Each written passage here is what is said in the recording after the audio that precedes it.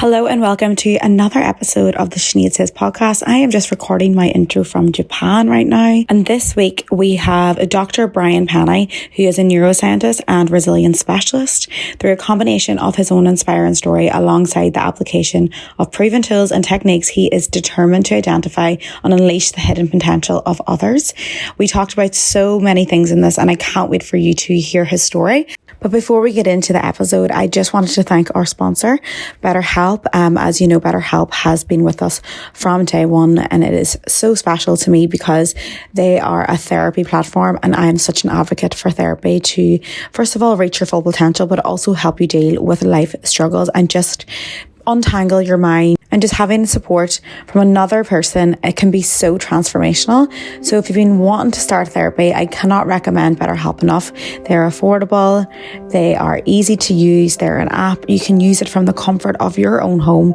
And if you'd like to sign up, you can get 10% off your first month with betterhelp.com/Sinead. That is betterhelp.com/Sinead. Hello and welcome to the Sinead Says podcast. This week we have Brian Pennie. I have previously interviewed Brian on one of my live shows and he is just so inspiring and so amazing. He has just overcome so much adversity, anxiety and so many things with his life and has a massive amount of resilience and a massive, amazing story to share. Thank you so much for coming on, Brian. Hopefully it's not too late there are you in Dublin now? I'm in Dublin, yeah. 8 o'clock, not too bad. Yeah, not too bad. I mean, that's bedtime for us over here in Australia, you know? And I just want to jump right in with obviously your story. Like I always say about anything that we're doing with this podcast or if I bring on guests that everyone has their own experience and everyone is an expert of their own experience. And usually they're fighting for a cause that they've usually been through, which is something that is definitely the story for you. So I feel like your story actually comes from probably birth, really. So because you went into like surgery when you were younger, didn't you? And that's kind of like where your first bit of trauma came from. So take us through that. Yeah, so like at a high level, if people see my story, it's 15 years of heroin addiction. So obviously they think it's a story of addiction. But when I found recovery, I explored the origins of what drove my addiction. Because what I found is that addiction is not about the drug or the behavior. That's just a symptom of something underlying, something driving that.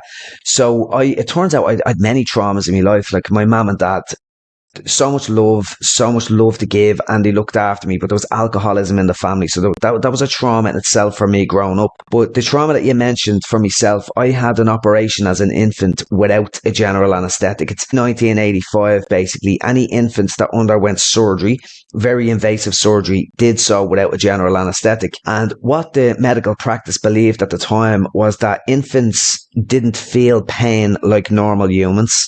The anesthetic, a general anesthetic, was too dangerous, that it might kill them. And sure, they won't remember the event anyway. Now, obviously, I don't remember the operation I had. Just for anyone listening, it was for intestinal malrotation. So basically, while I was awake, strapped to a crucifix-like apparatus at 3 weeks of age, they would have inserted a scalpel into my belly and rummaging around my intestines to put them back into place. I also heard recently, Sinead, from a surgeon that done these surgeries, that I would have been given a soother with alcohol on it to pacify me as they done this operation. So incredible trauma there. But the great book by Bessel van der Kolk really captures it well. Like, the body keeps the score. So I don't remember that trauma, but I'm 46 years of age now, and every time I tell this story, I want to rub the scar on my belly. The body keeps the score. And what trauma is, it's basically, it changes your biology. It's kind of an adaptive response. Like what evolution has said, if something really bad happens, we need to prepare ourselves so it doesn't happen again. So that's what trauma does in a weird way. It makes us hyper vigilant to look out for future threats. But what that means in the real world is you are vigilant, you're sensitive, you're agitated. And I just had this crazy fear of my own inner world. And growing up as a kid, as a teenager, it's just panic attacks, anxiety, and a morbid fear of my inner body. Like, I was afraid of my heartbeat, my breath and pulse. And I often say, like, I never got the anesthetic I needed as an infant, but I found my anesthetic at 16 years of age, and that was heroin. Yeah. Wow. And I'd say as well, back you know, when you were like 16, 17 and you were going through those things like anxiety, like the word anxiety probably even wasn't mentioned at all. It wasn't even really a thing. Not that there was even stigma. I feel like if there wasn't even this acknowledgement that like we could have these issues and there could be ways to solve it other than soothing ourselves with such things as drugs. So do you feel like that was what happened? Maybe there wasn't any talk about it and you didn't know what it was, and the first thing to soothe it was drugs? Yeah, there was a couple of things attached to that, and that's really important. Like, I think first and foremost for me, there was with the area where I grew up it was a really tough area. Let's be honest, it was a really tough area. There was a lot of drugs, lots of violence, and you didn't talk about feelings. Like back then, lads don't talk about their feelings as much. But when you come from an area where I came from, the game of vulnerability just wasn't an option. Like you needed a shield to protect yourself. So I never talked about my feelings. I never admitted to myself I was struggling psychologically. I wouldn't have had that language at the time. But when I had my first panic attack and I went to the doctor, I was telling him I had a stroke. I says, it must be a stroke or a heart attack. That's what I was thinking I was having. And he says, no, it's anxiety. And I says, what are you talking about? I didn't know what he was talking about. And there was just no knowledge, no awareness around it. So it's amazing these days that we have the language to talk about these things, but then has the pendulum swung too far in the other direction where people are self-diagnosing and it becomes a self-fulfilling prophecy where they become the thing they think they have? It can go in both directions, you know?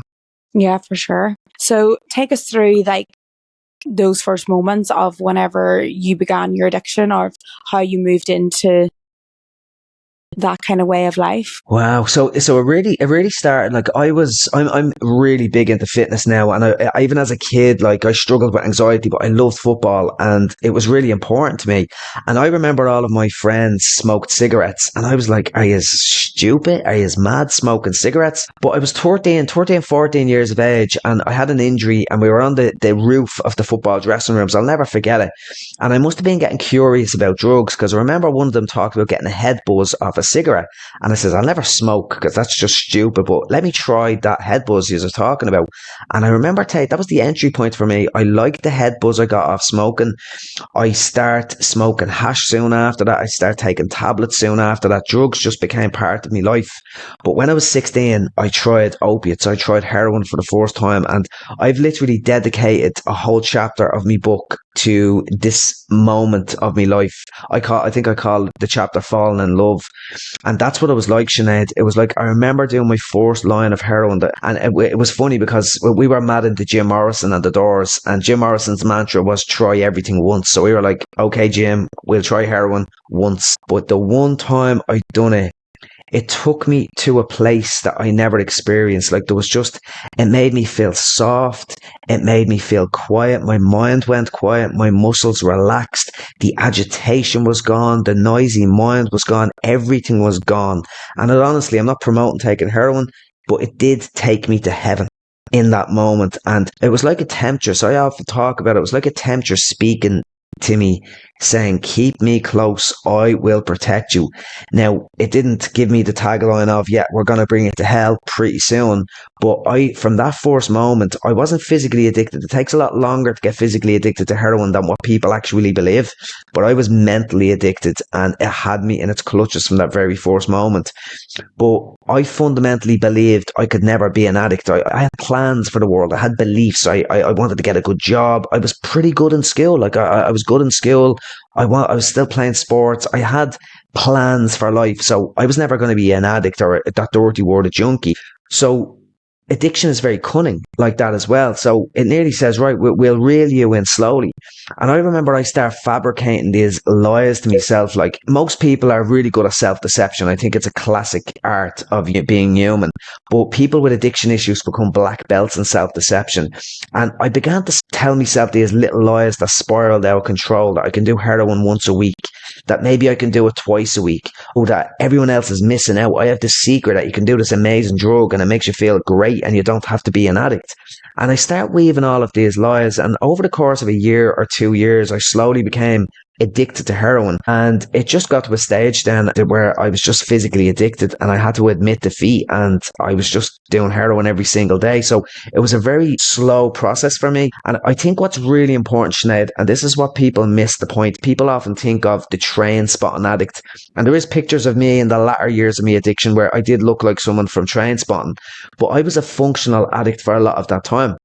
Ironically, I worked in the pharmaceutical industry designing methadone and anti-anxiety medication for Big Pharma. Very ironic part of my journey. But I was a functional addict. I went on skiing holidays with a bottle of methadone in my backpack like I had a car. On the outside, I looked like I had a normal life, and I created this facade, this mask that things looked okay. But it was really two worlds colliding, my inner world and my outer world. And it just got to the stage where they collided and everything just fell apart. So although you were maybe in like denial of like what was going on, was your family and friends around you noticing it before you were, or were you still able to not only deceive yourself, but also them? Do you know what's funny? If you believe your own lies, you're a very good liar. And everybody thought, a lot of people in my workplace thought I was a dipso. I was a drinker, a heavy drinker, and I got away with it that I was into cocaine and that was more acceptable than heroin. And me mum and dad believed that I was smoking hash. So I was using all these other drugs to mask the real drug. But I think it was in my mid-20s, and my poor mum, she went up to my room. I was still living in my mum's at the time, and she went up to my room. And do you remember the old curtain rails with all the little rails that are on the curtain rack? There were like these little hooks that were on the curtain rack, and it basically fell down behind me bed. And I was in a methadone clinic at this stage, taking heroin and methadone. And when the curtain rail fell behind me bed and she pulled the mattress up, there was just like about 30 empty bottles of methadone with Brian Pennie written all over the bottles. So she knew fundamentally, wow, he has a really big problem. But up until that point, I kept it a secret. There was obviously issues, but I kept it a secret. And I think one really important thing about addiction as well, and even hard drugs, when you're in your 20s, your body can mask a lot of that because you look better, you're stronger. But over time, the enduring nature of addiction, it just pulls you down. And over time, it was just very obvious I was an addict. Yeah. And like with anything as well, through anything in life, like anxiety, any sort of addiction, like there is usually no healing in anything without full acceptance. So you can be in denial of everything. And like the same thing goes for like even things like what we deal with a lot with in this podcast is things like heartbreak and all the stuff that people are like, oh, I can't get over the situation. I'm like, yeah, because you haven't accepted the situation. So you can't heal from the situation unless you fully accept where you are, so you can begin that process. So, you know, where do you think that healing process began for you? And that maybe that moment, I know you spoke about that moment before, but like that was obviously something really strong for you. Yeah, and it's interesting. You even talk about heartbreak or connection, whatever way, like to have heartbreak, you need to have connection and acceptance. I think self-awareness really taps into acceptance as well. Yeah, so I think a really important element of when we're talking about addiction, I think there's two really important, I suppose, topics when we're talking about addiction. And there's a great line by a guy called Johann Hari that sobriety is not the opposite of addiction, connection is. Now, personally, I think awareness is the opposite of addiction, because when you are in addiction, you're living in a different realm. You don't see reality. There is no self-awareness. You're just in a completely different world. But one of the core things about addiction is that if you are using it as a crutch, as a way to avoid and escape some kind of emotional or psychological pain, you're going to numb that pain.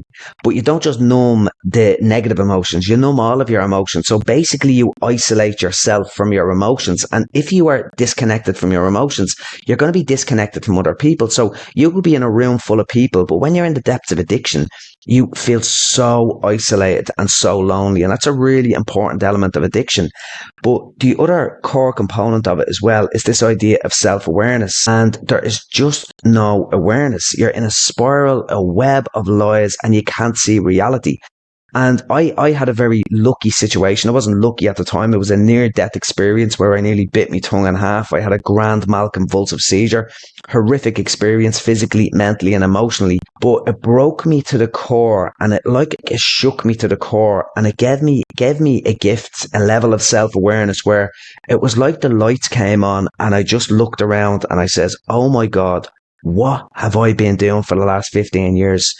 But what you mentioned there, part of that, Sinead, there was this full acceptance, like radical acceptance, which I think is the name of a fantastic book, if I remember correctly. There was this radical acceptance of where I was in life. And ever since that moment, that's nearly 11 and a half years ago, there's been no regrets. There's been no, why did that happen to me? There's been no pity party. It was just like, right, this is what I've done, accept it and move on.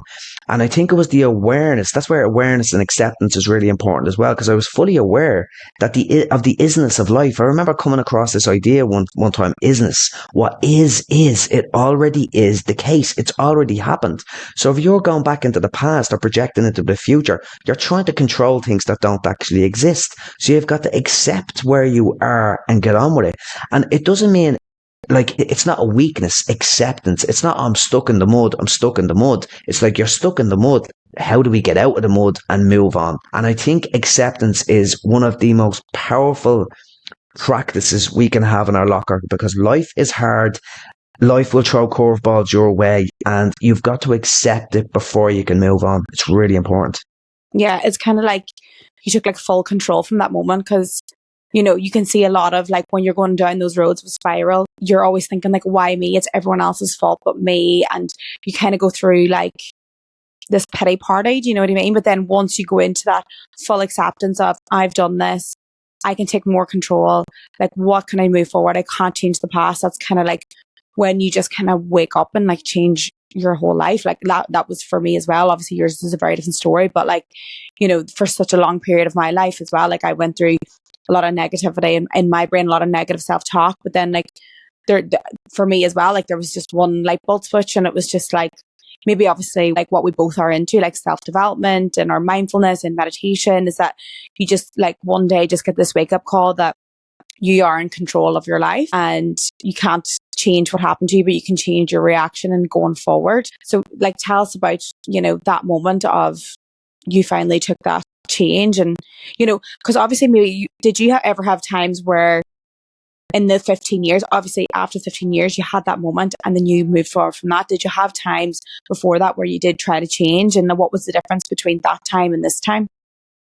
Yeah, God, there was one time, and it was 2007, because I always remember that we went on a winter sun holiday, skiing on a glacier over in France. I've always been into skiing. It's just something that I love, even in addiction. But I says I need to get off heroin.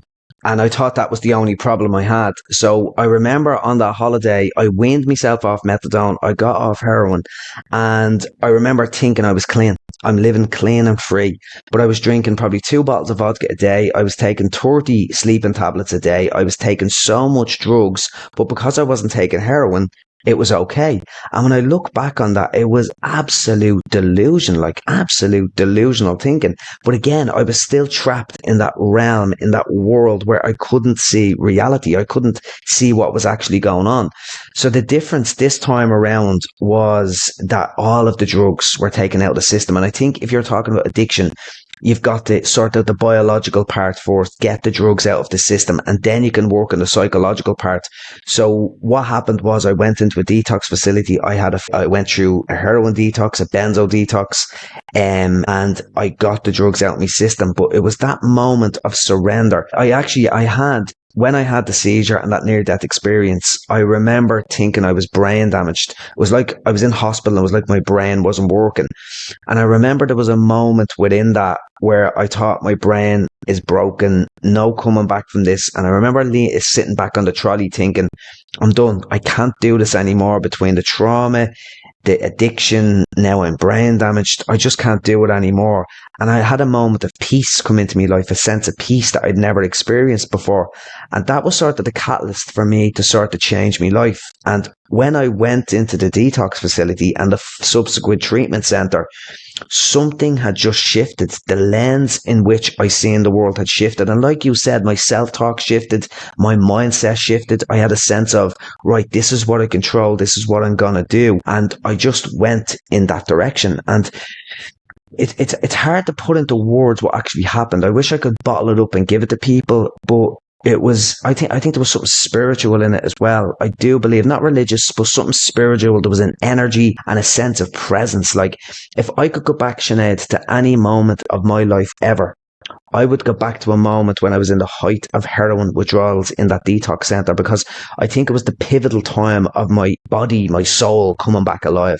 There was just this intense presence where, like, it was bizarre. I felt so in tune with nature. I felt so in tune. The whole world was so bright. It was unbelievable. And a lot of people around me at that time was really worried that I was on this sort of manic kind of a phase, but it never really dissipated. And what I done at that time was, instead of just trying to stop drugs, I put my dopamine hooks into something else, and I found health, I found education, and all of a sudden I found a new thing. You could say I switched addictions. I like to say I found something to be driven by and obsessed by, and I found balance since. But I wanted to learn, why was I so broken? How can I find out what happened, and how can I help other people? And that was the direction that my life went in, a completely different direction. And what do you think was the tools that you learned that took you out of that? Oh God, do you know what, Sinead? What you're describing is like, it seems to me like you just like, it does seem really spiritual, which is so lovely. Like, I mean, I think I've been through something very similar to myself, where like there's one moment you just kind of look outside yourself and you're just like, there's something more. There's something like, this world is amazing, and you have this awakening of like this amazing world that we're in. And like, then from then on, it's like this whole world of gratitude. And for me, that was definitely something spiritual. Like, it's very hard to explain. And like, even going through that spiritual feeling, and then like years coming by, being like, what was that? And what's happening? And like, then you obviously are trying to talk yourself into like what it was, whenever really it should just be left to what it was, I guess. Yeah, and I think it captured it there beautifully, because it's very hard to verbalize, because it's a knowing and it's a feeling. And there's a lovely line in the Tao Te Ching. It's a Chinese book of wisdom, and it's those who know don't say, those who say don't know. And what it means is that the Tao is like the way, and the way cannot be spoken. It's nameless. And when you try to name it, you lose it. So it's very hard to talk about these concepts, but it was definitely something spiritual. It was a feeling. It was an energy. And I just knew I was never going to do drugs again. I also knew that I was going to have a fantastic life. And I don't know why. And I think it was that belief, that I believed I was going to have a fantastic life, that gave me the mindset to act upon trying to get that fantastic life. And that is what I have today. But something else I really do want to say, and it's something I've only really realised in the last 5 or 6 years, that the support I had from my mum and dad and my family when I found recovery, like, their support was unconditional. And I knew their support to be unconditional. And because of that, I kind of took it for granted. And it's only in the latter years I've seen how important that foundation was, that I knew they would have my back no matter what. And that gave me a platform to go on and study and do other things and have the amazing life I have today. Yeah, which is obviously amazing, because you even said there before that you thought that you had brain damage and something was wrong with your brain, and now, like, looking at you now, you're actually a neuroscientist. So, you know, do you think that's what drove you, like your addiction, how to help people through that, how to have tools to, you know, overcome these things? Do you think that really drove you into your study? The field, yeah. So it's a really interesting story. So a woman called Dr. Johanna Ivers, she was Dr. Johanna Ivers at the time. She's now Professor Johanna Ivers.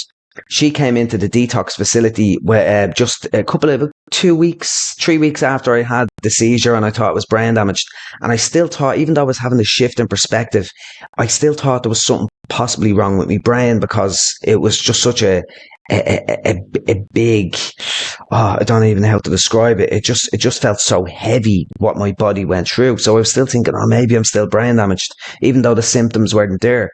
But Johanna came into the detox facility to do a brain study looking at the long-term effects of methadone and heroin on users. And when she came into the detox, before she brought me to St. James's Hospital to do the scan, she was asking me questions and getting background information. And she made this off-the-cuff comment. She says, God, you have a very sharp mind, Brian. I think she noticed I was really interested and curious about what she was talking about. But that little comment helped me realize maybe I'm not brain damaged. Maybe I can actually go to college. And it turned out Johanna gave me a job teaching in Trinity College about 5 years after that, teaching the neuroscience of addiction. And then I went to do my PhD in neuroscience in Trinity College as well. So that moment, and that moment of kindness where she gave that comment, had a huge impact on the trajectory of where my studies went. Oh my God, like it is mad, like how you've just overcame everything and just had this massive amount of resilience. And like, what would be your advice to anyone? Or actually, before I ask that, what would be the question, or what would you think you would need to change in the system, you know, for like to prevent what happened to you happening to another person? Oh God, yeah, it's really, really difficult. At the end of the day, it comes down to basic needs being met. It's those basic needs. When you look at Maslow's hierarchy of needs, it's having food. No, I did have food, but it's not feeling abandoned, having your psychological needs met. I just felt so afraid of my own inner world. That was a need that wasn't being met for me. But for other people in those circumstances, it's the threat of violence. If they live in a certain area, that's where there's a lot of violence. It's a lack of food. Like, it's like if our basic needs are not being met, we are going to experience trauma. That's just a fact. And that includes love, that includes affection, that includes hugs, a sense of rejection, a sense of abandonment, a sense of fear of the environment as well. These needs have to be met. But to stop these things, like, basically we're going to have to stop the poverty that's in the world, because when there's poverty, there's addiction. When there's poverty, there's more violence. When there's poverty, bad things happen. And that creates the addiction cycle for people, because the reality is so bad, they want to escape that reality. So that really is the nature of that. But it does get more complex as well, because an awful lot of my needs were met. Like, I felt loved by my family. I felt there was always food on the table. But there was just an anxiety within me from the trauma that I was just so afraid of my own inner body. And that's what caused the problems for me. So maybe there's like other preventative measures that you could capture with young kids before they get into addiction, because once people get into the throes of addiction, it's very hard to pull them out. Yeah, because they're obviously just looking for something and they don't know what is actually wrong with them.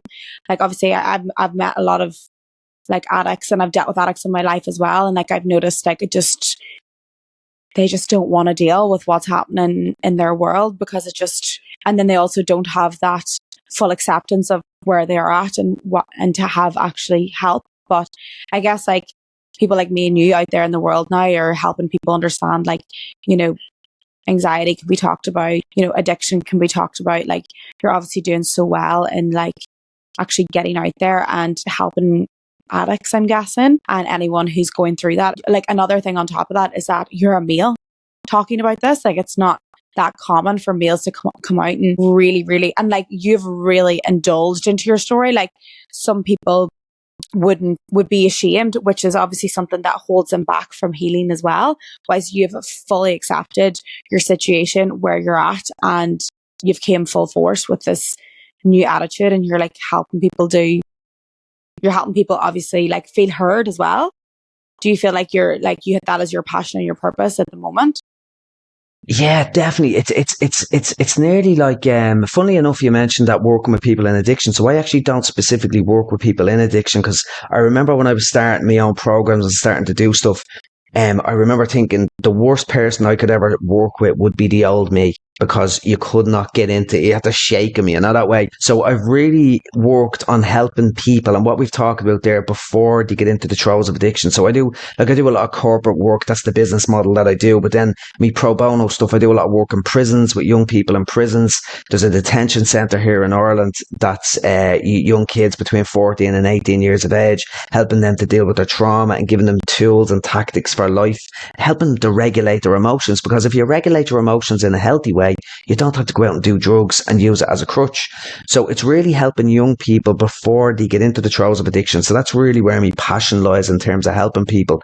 But it's giving people simple, evidence-based, practical and tangible tools to navigate life. And that's really what my MO is today. That's what my mission sort of is, to help people with. Yeah. So what would be these tools to help regulate their emotions? Yeah, so the number one for me, like I say today, like anxiety drove my entire existence for so long. And the belief system was like I had adversity, anxiety. The belief was I can't cope. The consequence was drugs. So beliefs and how you think about the world is so important because today anxiety might come along. Something might happen. My belief is I have a great relationship with anxiety. I'm going to pull out a tool from my toolbox. The consequence is I reduce my anxiety by regulating my emotions using that tool. And like I'd even say, Sinead, which is crazy, I kind of enjoy anxiety. Like when anxiety, something anxious, like last year I was doing a talk in front of 2,000 people. I knew I was going to get anxious, but I knew I had this toolbox and it was nearly like, I wouldn't say arrogantly, but it was like, I'm going to swat you aside when you inevitably come along. And it was the belief that allowed me to do that. And simply speaking, it's a breathwork technique. It's called you can do it in multiple different ways, but it's basically changing the ratio of your breaths to have a longer exhale than an inhale that literally changes your heart rate, slows down the heart rate, which is the biological component of the stress and anxiety response. And that level of control, because so many things in life are outside of our control. And we often think that anxiety is outside of our control, but we can always control our breath. It's the only part of our autonomic nervous system that we can control. We can control our breath through our diaphragm, change the breathing ratio that we have, and therefore impact how we experience anxiety. And that was the number one tool for me, is just breath work techniques to regulate my heart rate and therefore my emotions. Yeah. And it's crazy as well. Like when I was doing my study as well, like we had to do like case studies on like breath and how we can basically had to do and I decided to do my case study on like, why can you score a goal in training, but you can't score a goal in the match? Because obviously you've got a high rate of anxiety, your heart rate's higher, blah, blah. So then like, obviously you have to go through all the different research of how to actually get back into that coherent thinking. And obviously that's a very similar breath to yours. Obviously it's a vagal breath that gets you into like coherent thinking. So there's a difference between someone who can stand on stage and not take a breath. And obviously, what they say is like stress and anxiety can make you like make you feel stupid. You could get up there and somebody could ask you 2 + 2 and you just wouldn't have a clue what to say. Personally went through that myself, my public speaking, and then obviously learned all these tools and was like, no, there's all just like you, there's obviously all these tools as well, but these tools can be used for anything. Like they can be used in performance and skills and anything to help you. And the more you do that breath, the more in control of your coherent thinking that you are always. So you might think, even before you go on, right, we'll do a few of these breaths. And obviously that is 100% will help you. But if you're doing that breath every morning within your meditations and in your thing, like it allows you to have a full control over, when you can be more coherent in your life, which obviously can help you with everything. Because as you know, we all feel fear when we're going to do something scary or something brave. So to overcome those things, like we have these tools of the breath, which is actually mad because like the breath is so important, but also it's not something that's really taught in schools. And it's the same thing with meditation and what you learn about so meditation. simple, Yeah. And what you learn about, like obviously when we're training as well, we do the neuroscience of meditation in the brain and like more every single day, there'll be more and more like research and neuroscience coming out about the impact of anxiety and how it reduces anxiety, meditation, breathwork and all this stuff. And it's mad because sometimes like when you're studying and they're like, and I go like, hold on a minute, why are we not learning this from like this age and whatever? They're like, it's very hard to teach. So they just give them this. And I'm just like, that's really sad because it's actually a really good thing to teach when you get the right teacher. Tragic. And like that can make it exciting and make it like, for me, obviously that's my purpose. Like I feel like I'm very good at I've always been a great writer and a visual writer. So I've always done like my meditations to be very visual and like new and fresh and like to give new people stuff. So it's like, it always made me sad that like, why is this literally here? Neuroscience is saying it reduces your anxiety. We are a generation full of anxiety, but yet where is the implant? Like, I suppose maybe now there is a little bit of like this in schools. Not enough. Not enough. I'm obviously not in that field at the moment. So I'm just like, is there meditation? Is there proper teaching? Like what happens? Like, and everyone's like, oh yeah, my teacher tries to do it. But then also like, there's a lot of training that goes into being a meditation teacher as well, like just being a teacher. So like, is it their job to teach meditation? I don't know. And that's the problem in the skills, because I do a lot of work with groups over here. I was on an expert advisory panel for Rugby Players Ireland, trying to bring it into schools. And Noel Breslin over in Ireland does lots of work with Lust for Life as well. Some fantastic programs, but it needs to be brought into government. It needs to be brought into the curriculum, because if you're giving teachers, oh, you have to teach meditation, it can take years to master meditation. It's not so much knowing how to tell people to meditate. You've got to walk your talk. You've got to be somebody that hasn't just read it from a book. You've got to be somebody that has practiced it to an extent as well. So I think that's really important. But the key is, like, my stepdaughter, only recently, she was coming in and she was having to memorize all the mountains in Ireland, all the rivers in Ireland, all this in the UK. And it says, yeah, it's nice information, but we have Google if we really want that. If she spent that time instead of memorizing mountains and rivers and learned how to regulate her emotions, how much of an impact will that have on her life compared to remembering mountains that she's never probably going to use in her life ever? And I think, even though it's hard, and I think you really nailed it there, it's hard to do that, and it's hard to measure, because how do you test people on that? Like English, maths, geography, history, it's easy to do tests and have sort of metrics going through the school.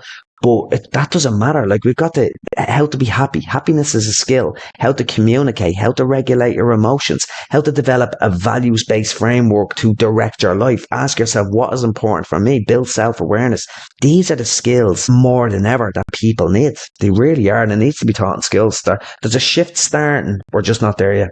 Yeah. And it's mad because, like, there's some basic things that you'll obviously learn in your teaching and my teaching. Like, you know, like I actually remember, like, firstly learning about emotions, like, obviously when I was older, and, you know, dissecting one emotion at a time. Like, if you dissect, like, anger in itself, and you're like, what is anger? If you ask someone and say, what is anger? And do you know what that means? People don't actually know that answer. If you actually know what it means, like, okay, I'm angry because an expectation hasn't been met. And then, okay, is my expectation too high, or should I be communicating my expectations so I don't feel anger or hurt in the next, you know, there's like no explanation of, like, what are these things? Like, you know, the feeling of guilt or anxiety and all these things, like, they are emotions, they're signals, they tell us something straight away. And, like, when I now feel anger, feel guilt, I have all this information in my brain. Okay, I feel guilt because, you know, a standard of mine has been broken. Okay, how can I look at the standard? Can I accept the standard, or can I fix the standard? You know, like, there's not really this, like, key information that, I mean, I guess, I don't know, maybe that is in schools now. I don't know. Definitely was not in my school. We were never really taught. It's definitely not. Yeah. It's not at that level. And I think how you said that, Sinead, I think you need to go into the skills yourself, because that was just simplified in a beautiful, beautiful way, because you're given something concrete. Because if you're thinking anger, how do you deal with anger? Most adults don't know how to do that. But if you make it concrete and say, well, expectations haven't been met, or even go into the nuances of it, like, it could be frustration, it could be irritation, there's various flavors of that as well. And just teaching people about emotions and what leads to these emotions and what they can do about these emotions and stop them from arising in the first place. That's the key, and that's how you regulate that, stopping them even from ever coming up in the first place. Maybe you just need better boundaries in your life, and then you don't have to deal with that as much. Yeah. And also, like, I mean, you know, it depends how your trigger rate is and how to get things down, because, you know, if you're feeling the emotion and you're feeling it and you're feeling the trigger inside your body, like, usually it comes from, like, you know, your past experiences and stuff like that. So it's understanding that triggers come in, but we can calm them down before we kind of impact our relationships. You know, relationships is a massive one that's impacted by our triggers, and everyone has different triggers based on their different experiences. So it's like, you know, well, how do we do that? How do we get people to understand that? And, like, where do we go from there? Yeah, and I think it's something you mentioned earlier as well. Like, you can't all of a sudden get this intellectual knowledge and then apply it on the next trigger. You've got to practice this on an ongoing basis in baby steps, and then take it from there. But I think something that's really key, I remember there was a line I heard recently, like, that knowledge is not where the game is played. The game is played in action. Like, people used to say knowledge is power, but knowledge isn't power. Like, there's so much knowledge out there today. Just Google and you get information on everything. We were talking about breathwork techniques. We were talking about emotions. You can get all of that knowledge. But if you are not acting on that and practicing these tools and tactics, it is absolutely worthless. You've got to put it into action, take baby steps, and that's how you apply it in everyday life. I often think it's like, you practice again and again. It's like going training again and again and again. And then when the big challenge comes on top, like if somebody's playing a big football match, like let's say Lionel Messi, like he's not brilliant from that one moment. It's the practice again and again and again that makes him exceptional in the moment. So we've got to practice what we do on an ongoing basis. And that's the bit that's hard for people, because people find it boring and they just don't have the discipline for that. So that can be quite difficult as well. Yeah, and it's like, as you said as well, like without the self-awareness, you're just constantly repeating the same patterns, thinking that is you. And then when you have that self-awareness of like, what am I actually doing and why is this affecting and how can I change this? Like that is when like absolutely everything changes, when you get that. And I suppose that's probably that moment for you when everything changed. You just began to have this massive amount of self-awareness of probably everything that you were doing, because before that you're probably thinking, how can I get away with this for longer? And then all of a sudden, then you have all this massive amount of self-awareness. Like, and I feel like that is practice. Like for me, I think that the practice of self-awareness and comes from a lot of like, obviously just like studying your own self and your own emotions. Journaling is a massive one. Massive.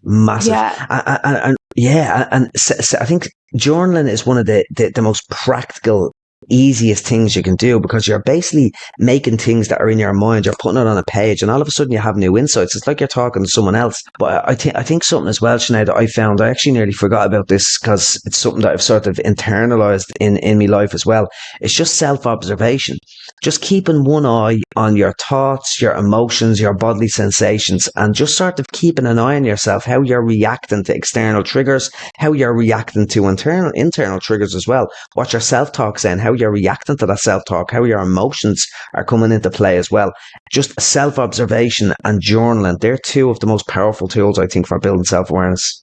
Yeah, because if you talk about self-talk and, because if you're not aware of your own self-talk and like because of the conditioned patterns that we experience, and especially in Ireland, we've got this experience of like, kind of fit the status quo of where you're at, and just you're supposed to like stay where you're at, and you're supposed to be married by a certain age, you're meant to have a certain job and certain things. So like all these conditioned patterns are constantly going around in our head, and if like we're not stopping them and being aware of them and these belief systems that we just let them rule our minds and give us this negative self-talk over and over and over again. And like, we'll talk about negative self-talk in a minute, but like going back to journaling for me definitely is the biggest key of self-awareness. Like I even say to my partner, he's like, I'm his first relationship, and if he does like something like again, I'm like, if you just actually said, okay, what could I have done different in that situation, and actually wrote it down, it literally be instilled to you. Whereas if you just like, if that argument, we just like walk away now the next day, like I'll go and journal, okay, what could I have done better, so that next time that situation comes up again, like it's like embedded in me. And that's why, journaling is so important, but people don't understand it because they're like, okay, what do I journal? But it's like, when something you feel like, a situation happens where you feel triggered, or you've had something that you feel like you regret saying, like that is something that you journal on. Like for me, journaling helped me with, things like my like eating issues. Like a lot of young women have like their own eating issues, and like obviously there's no awareness of it if you're not actually like pitting it. Like that's how my biggest change and everything that I did was journaling. Okay, why did I do that, and why, like how did that make me feel? Not knowing how something made me feel, and then writing it down and being like, okay, actually the last time I did that, I wrote down that made me feel really bad, so I'm going to make sure that I don't do that next time. So it's like, obviously journaling is like a massive factor, and also free. And like, do you know what I mean? Like it's like even the simple lines of, how did that make me feel? What made me feel good? What made me feel bad? Those are 3 things you can just write in your journal every day. How can I change tomorrow that I can make myself not feel like that again? It's like, it's free and it's quick. Like it doesn't take that long. And people, as you said, so many people say this. And I remember I was in that place myself. What do I journal? What do I write about? But literally the questions are key. Those little questions that you've said there are really, really powerful. But I think the real power in journaling, you could have something up in your head, but it's only in your head. It's not actually, it hasn't come into the ether of the world yet. But when you put it on a page, you're bringing it into reality, and there's a power in that your brain just sort of sees it and measures it. It sets it in stone and changes your actions going forward. So it's just the practice of actually putting it on a page. That's all you really need to do, and the rest nearly looks after itself.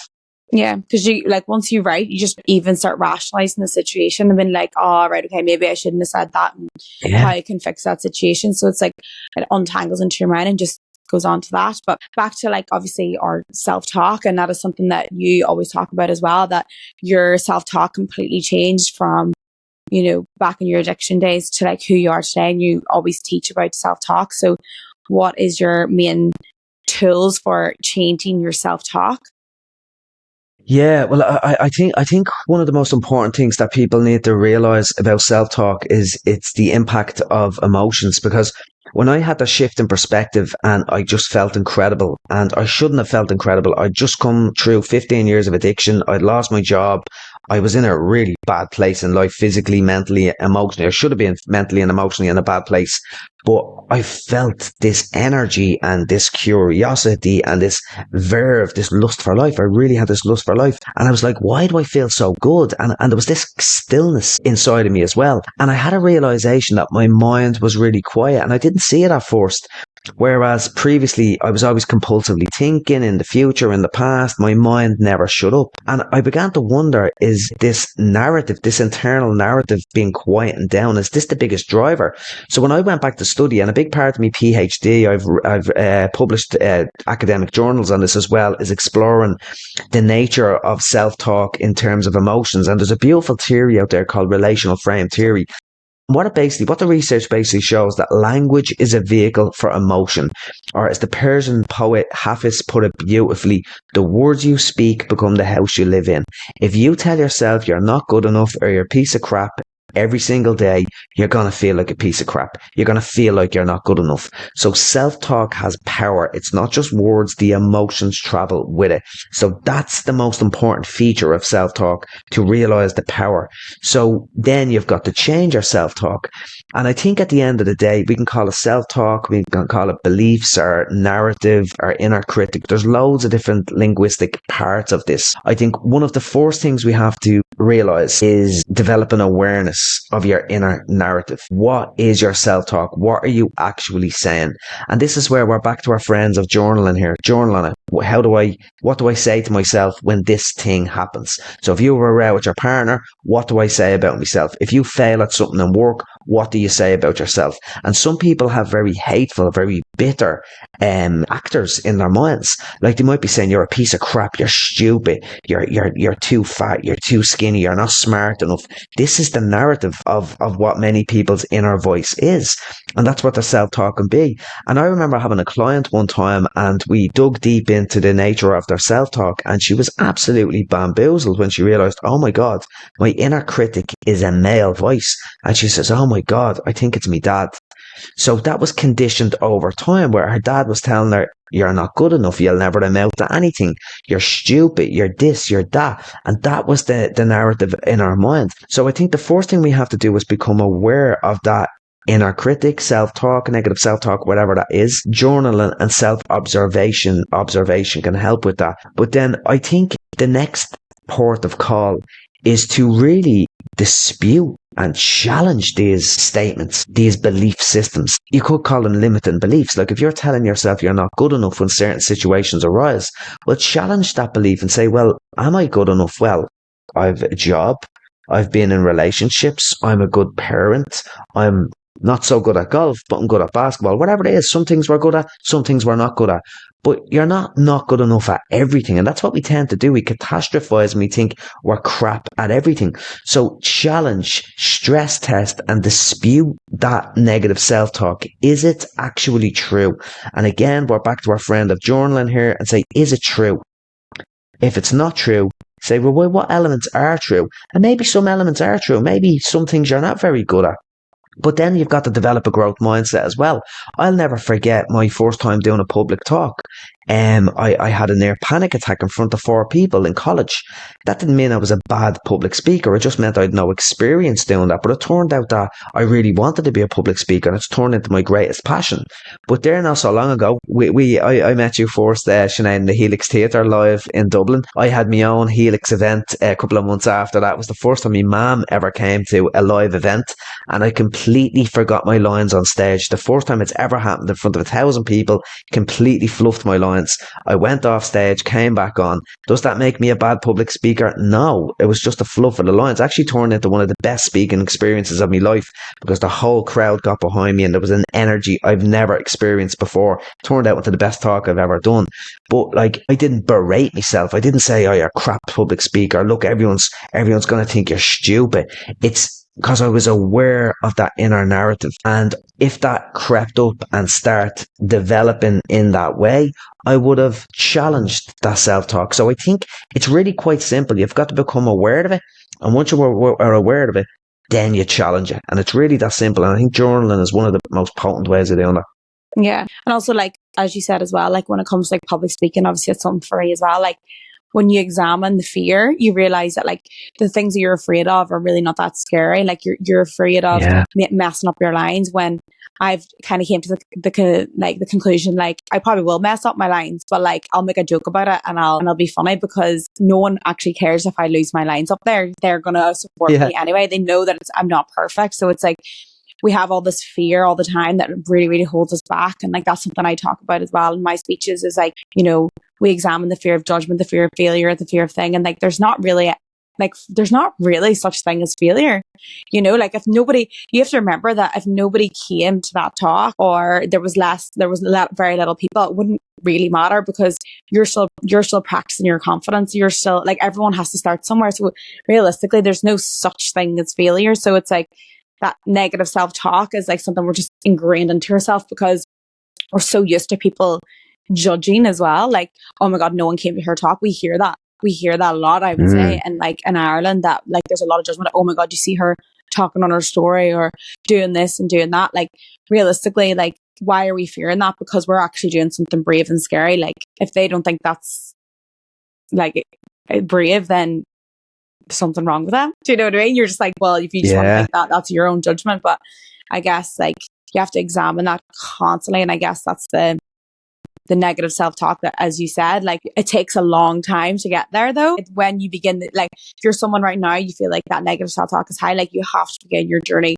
right now because it's just something that takes a lot of time because you know, you have to completely rewire your brain from the negative self-talk. Like I always talk about something that I did and you've probably heard it before, like the mental diet. Have you ever heard of that?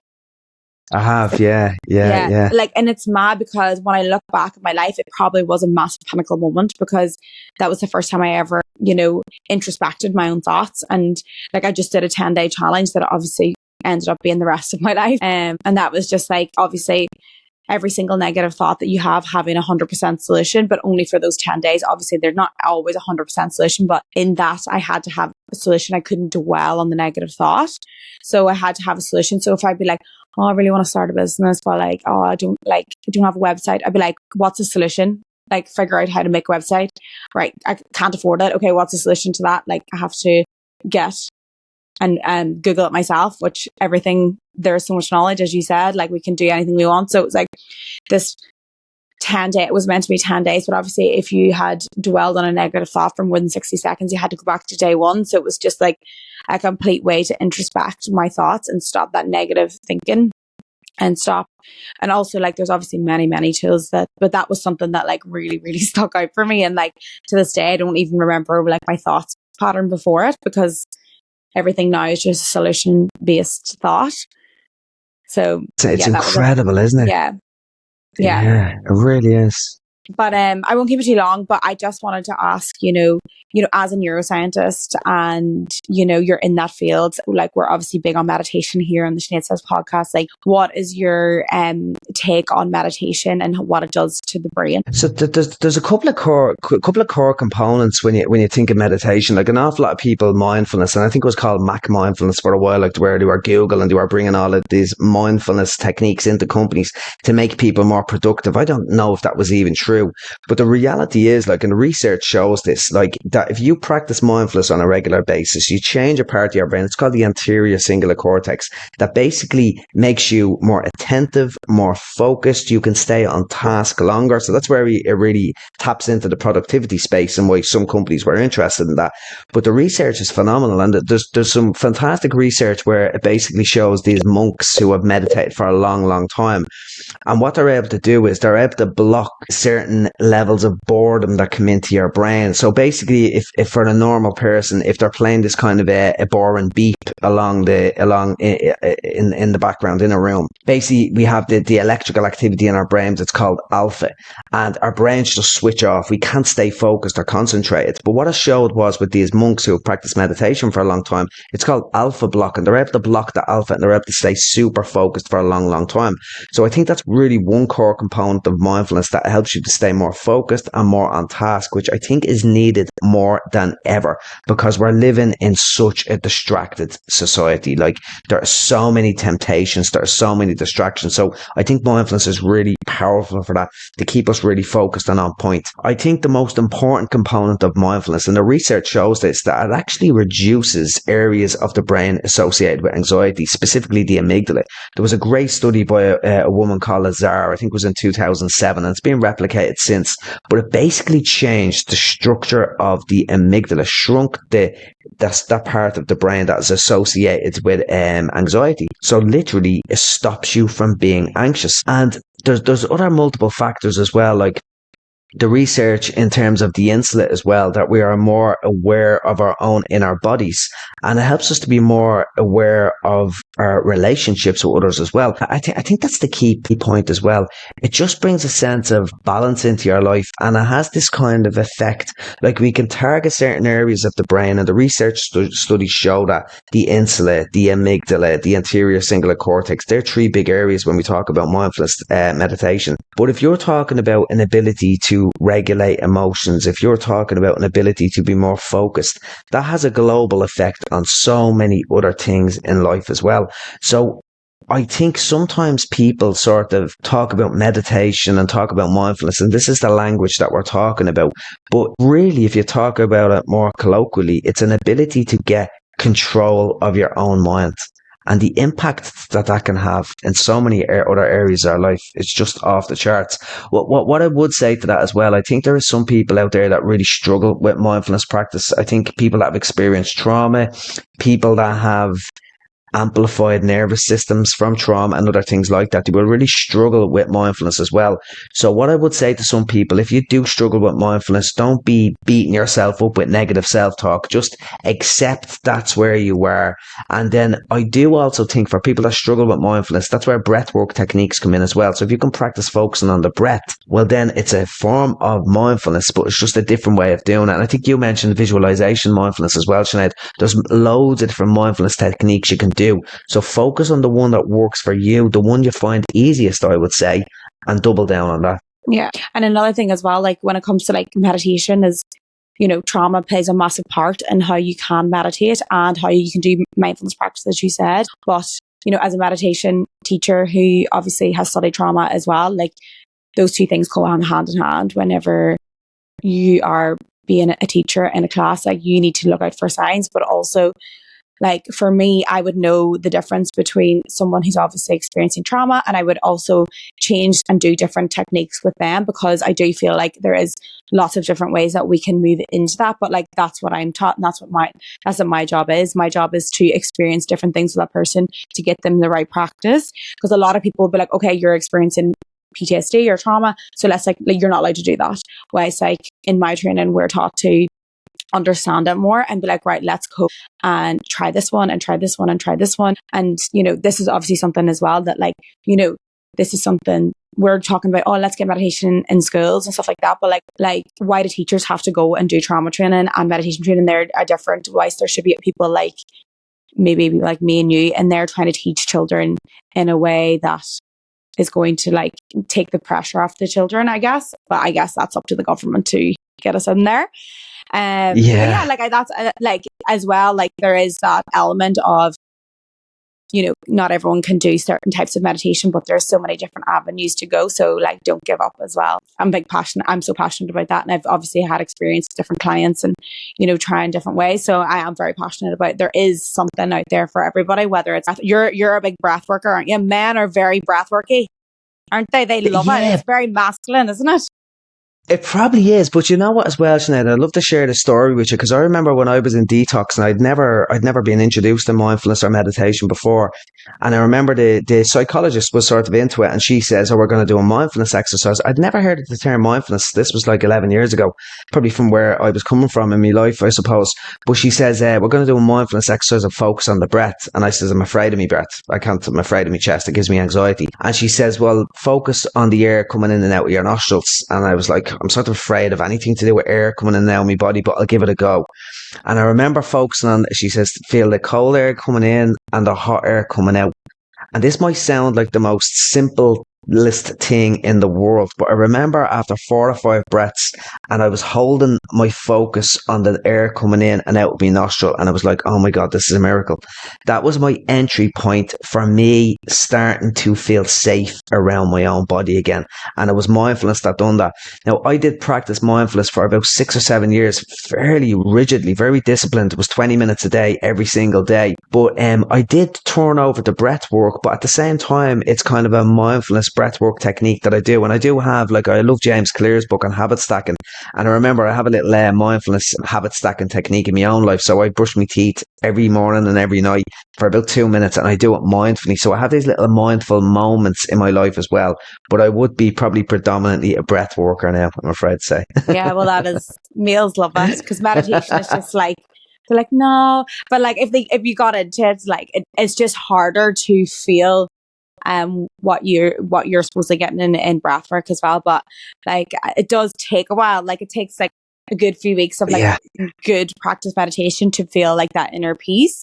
But as you said, like what you said there, like, oh, it's the first time I felt safe in my body. And like, something similar will happen in meditation practice where like, whether it won't be the first week or the second week or the third week, but there'll be a point where you'll close your eyes and at the very end of your meditation, you won't want to get out because you're having a very nice time inside your mind. And that is probably when you feel most safest. And you also know that anything can happen in the world around you because you know that if you close your eyes and you practice meditation, that you're going to feel this little bit inner peace. And that's usually like one of the best feelings in the world for me, is like everything doesn't matter on the outside, whether, you know, you've got like issues with money or whatever. You're just like, look, I can close my eyes and I can just feel this inner peace. Find peace. Yeah. But it's not the easiest thing to get there, but it is. It's not, and it's calling me back. I do a balance wheel every month, and I've been doing it for years. And it's sort of looking at the different factors in your life: finance, health, relationships, spiritual. And I always noticed the spiritual was very high for me for the first 5 or 6 years of my recovery. And then when I brought my book out and business started flying, I didn't sort of leave my spiritual life behind, but like I wasn't spending as much time in nature. I wasn't meditating as much. And I switched to breath work. But in the last year, spirituality's been calling me back, and mindfulness and meditation will play a much bigger role in my life going forward. I'd say I'm at a tipping point here where I'm sort of turning back to that, because I do think it's mindfulness and meditation. It's the best entry point to the spiritual world. That's something I personally believe. Yeah.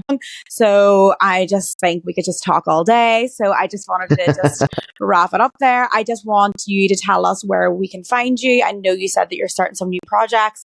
I feel like every time I look at you, you're doing something massive and something new. So it's like, you know, so tell us where we can find you and what's coming up next. Right, so the best place to find me my website is the best place. So it's www.brianpennie.com. I'm on Instagram as well. It's brianpennie78. That'd be the best place to find for the ongoing stuff that I'm doing. But I do have a big project coming out in April, May. So I've been filming a documentary, a 3-part documentary. It's going to be on RTA in April, May, and it's basically called The Science of Addiction. So it's my story of addiction, sort of, and then going to speaking to experts, the best experts around the world. Sort of, we're really challenging the narrative of addiction. Like, people often say that addiction is like, it's a moral failure. That was a belief for a while. Then they're saying it's a disease. The disease model is saying, no, addiction is a disease, but really it's a social disease, to be quite honest. So we're really challenging the status quo of what addiction is, and that's what that whole documentary is about. So very excited about that coming out now in April, May. But yeah, can't wait now for the year and ahead. Also your book. And my book, Bonus Time, yeah, that was 2020. So my book, Bonus Time, if you want to learn a little bit more. So I personally believe it. Do you know what? We didn't even touch on gratitude. It was mentioned just once, Sinead. But my book could have been called I'm Ridiculously Grateful, but it's called Bonus Time because I believe I was given a second chance at life. I'm living on bonus time. So I need to write another chapter on that. I feel like I wrote my book 5 years earlier. I should be writing it now, but here, it's done. Oh, no. Never regret anything. But anyway, No, thank you you're right. so much. Thank you.